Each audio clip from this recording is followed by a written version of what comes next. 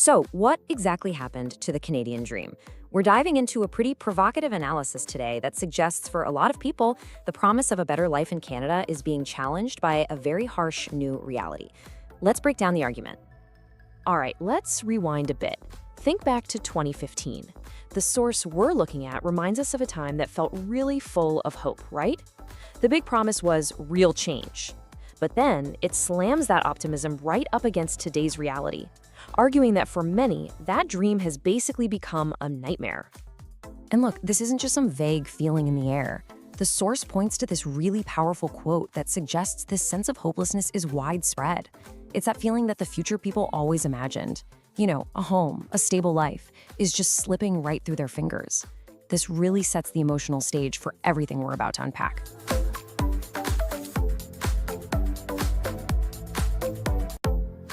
Okay, so here's the game plan for our deep dive. We'll start with this idea of the fading dream. Then we're going to get into the single biggest barrier, that unaffordable roof over everyone's head. After that, we'll explore the systemic causes, the source points to, see how it's affecting the cost of everything, and finally, connect it all to where Canada stands at this major economic crossroads. So let's jump right in. First up, that central promise versus today's reality.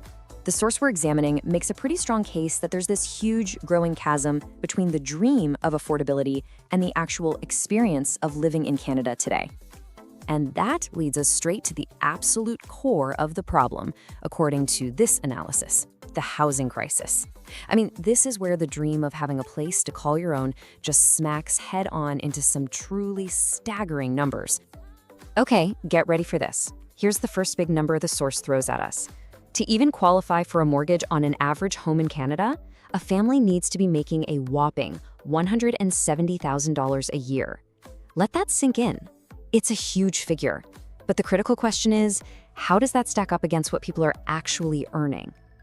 And here's the reality check. The source puts the median family income at just $70,000. 70.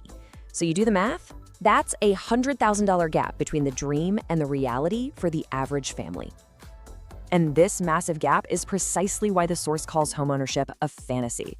It's not just presented as a financial challenge, but as this source of deep national frustration. So, if buying is a fantasy, you might be thinking, what about renting? Well, according to this source, there's no relief there either. It points to a national vacancy rate that's hit a record low of just 1.5%. That creates intense competition and gives landlords all the power to just keep pushing rents higher and higher. So, how did we even get here? Why is this happening? The source argues it's not just one single issue you can point a finger at. Nope, it's what they call a systemic breakdown. So let's dig into the interconnected causes they identify. The video lays out 5 key drivers. It points to federal immigration policy fueling demand, while at the same time the country has failed to build enough housing for decades. At the local level, it blames inaction driven by NIMBYism, that not-in-my-backyard opposition to new development. Add to that high taxes on new builds and a failure to tackle money laundering in real estate. To put the supply problem in perspective, the source highlights this CIBC estimate. Canada needs to build an additional 5 million homes by 2030 just to restore some semblance of affordability. That number alone shows the staggering scale of the deficit. But the financial pressure doesn't just stop with housing. The source argues this affordability crisis is seeping into nearly every part of daily life, from the grocery aisle all the way to your monthly phone bill. Take groceries. Just a handful of companies control about 80% of the market. This lack of competition leads directly to higher food prices, and it links this to a record 2 million Canadians using food banks in a single month. And what about staying connected? That Canada has the most expensive wireless market in the world, again blaming a lack of competition. It acknowledges the government's position that rebates make most people better off. But then it contrasts that with the Parliamentary Budget Officer's analysis, which it says concluded that when you factor in all the broader economic impacts, most citizens are actually financially worse off. Okay, so in this final section, all these everyday struggles together to look at Canada's overall economic health. The argument is that the high cost of living isn't just a series of isolated problems, but a symptom of deeper issues with the country's productivity. And here's a key comparison the video makes. It shows that while the US economy has grown its productivity by 6% since 2019, Canada's has actually declined. And this productivity gap, the source argues, leads to a brain drain. It claims a significant number of Canadians are leaving for the US, pulled by higher pay and a lower cost of living.